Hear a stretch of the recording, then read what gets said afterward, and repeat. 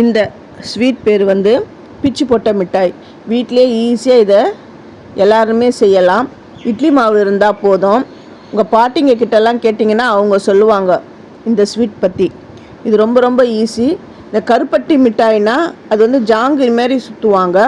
அதே டைமில் அந்த இட்லி மாவு வந்து நல்லா கெட்டியாக இருக்கும். அது வந்து கருப்பட்டியில் அதை வந்து முக்கி எடுப்பாங்க.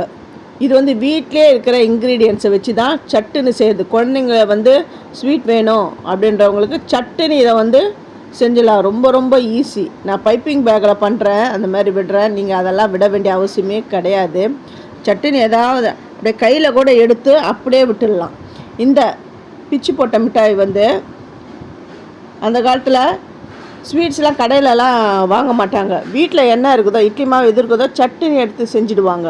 இது வந்து வெல்லம் இருந்தால் கூட வெல்லத்தை பாகு காய்ச்சி அதில் கூட நம்ம வந்து டிப் பண்ணி எடுக்கலாம். நான் சர்க்கரையில் தான் நான் எடுத்துருக்கிறேன்.